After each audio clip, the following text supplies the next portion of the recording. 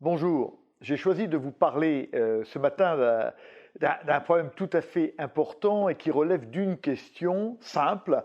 Doit-on faire dépendre notre sécurité et celle des Européens d'ailleurs de l'électeur du Wyoming? Alors, ce n'est pas une question nouvelle puisque Charles de Gaulle, quasiment en ces termes, se l'a posé déjà et qui a répondu d'une manière simple en disant non. Il faut une défense souveraine, il faut que la défense de la France soit française, et partant de cette idée, il a construit la dissuasion nucléaire française. Alors, pourquoi est-ce que la question est à nouveau importante aujourd'hui? D'abord parce que vous l'avez compris, des successeurs du président de Gaulle, qui d'ailleurs faisaient état de leur, évidemment, de leur lien, de leur racine gaulliste, je pense en particulier évidemment au président Sarkozy, ont décidé de nous rapprocher des États-Unis. Et aujourd'hui, on est dans une situation nouvelle qui impose de se reposer la question. Pourquoi? En fait, il y a trois raisons. La première des raisons, c'est, je dirais, la renationalisation de la politique américaine extérieure. La deuxième des raisons, c'est la domestication de la politique extérieure américaine. Et la troisième, c'est la tension croissante entre la Chine et les États-Unis, qui est très largement lancée et renforcée par les États-Unis. Alors, pourquoi est-ce que ça se passe comme ça? Et c'est assez nouveau, et naturellement on a eu un déclencheur dans cette affaire-là, ou plusieurs déclencheurs. On a eu les guerres qui ont été lancées par le président Bush en particulier, Bush fils, et ensuite on a eu l'élection de Donald Trump.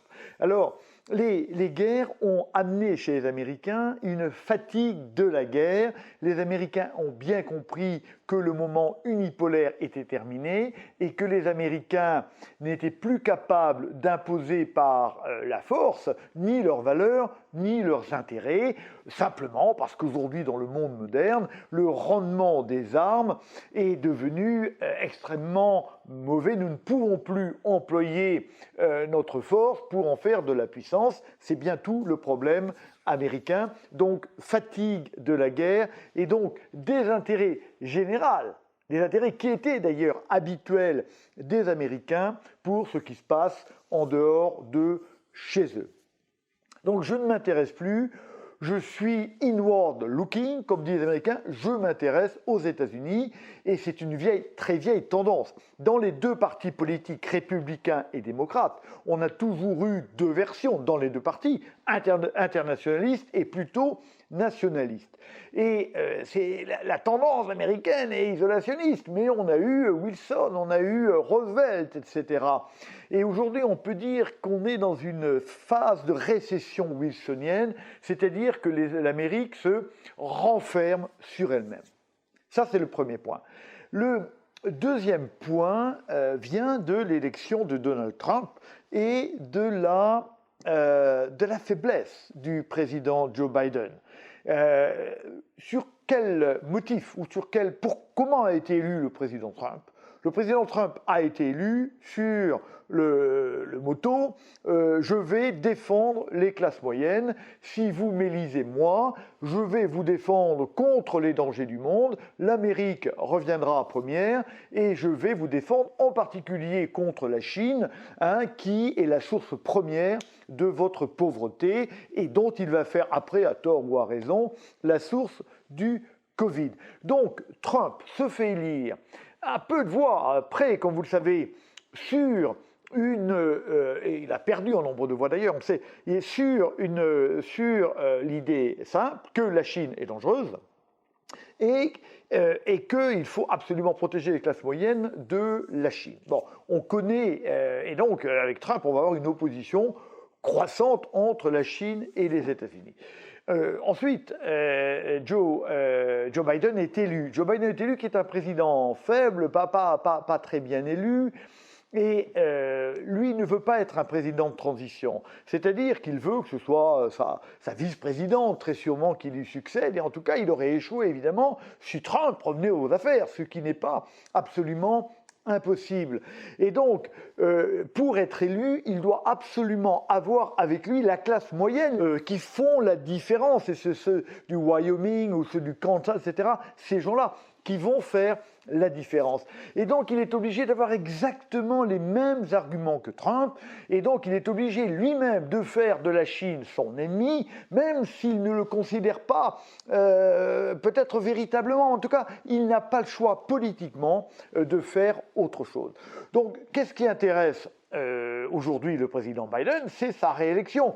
On le sait aux États-Unis, le rythme des élections font que les élus, sont des candidats permanents. Et donc, il est obligé de flatter la classe moyenne du début à la fin. Et donc, il le fait. Et là, donc, finalement, l'opposition à la Chine est devenue la règle commune et du Parti républicain et du Parti démocrate.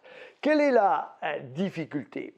On sait bien qu'aux États-Unis, où j'ai vécu longtemps, aux États-Unis, la politique intérieure est prédominante, c'est-à-dire que la politique extérieure n'est jamais qu'une variable de la politique intérieure. On a une véritable domestication de la politique extérieure, mais le trait est aujourd'hui outré, en particulier parce que dans les deux partis, il n'y a plus que des nationalistes, que vous soyez chez les démocrates ou que vous soyez chez les républicains. Ça veut dire quoi? Ça veut dire qu'il y a un intérêt domestique et il y a un intérêt national. L'intérêt national équilibrait l'intérêt domestique chez les grands présidents, les Roosevelt et Kennedy, voilà. Et aujourd'hui, c'est faux. Aujourd'hui, c'est faux. Aujourd'hui, il n'y a plus véritablement d'intérêt national qui soit indépendant de l'intérêt domestique. Et donc, toute la politique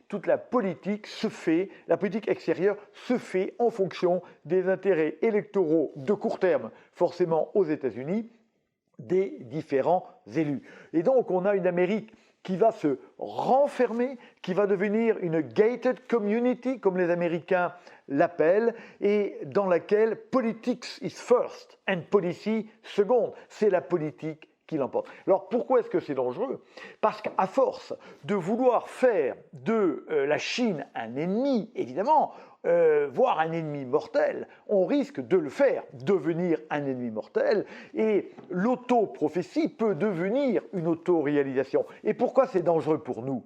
C'est dangereux pour nous parce que les Américains veulent nous entraîner dans ce conflit. Le secrétaire d'État, américain, passant à Bruxelles au mois de juin dernier, disait devant l'Assemblée de l'OTAN que l'OTAN devait désormais se concentrer uniquement sur les problèmes de la Chine. On a bien vu récemment, avec l'affaire dite des sous-marins australiens, puis la création de l'AUKUS, c'est-à-dire de l'alliance entre la Grande-Bretagne, les États-Unis et l'Australie, on voit bien que ce phénomène-là est en train de s'accroître. Et moi, je pense, et j'espère bien, messieurs, mesdames, que vous le pensez, que nous ne devons pas lier nos intérêts aux intérêts américains, qui sont de plus en plus divergents des nôtres. Et au contraire, l'Europe doit devenir une puissance d'équilibre,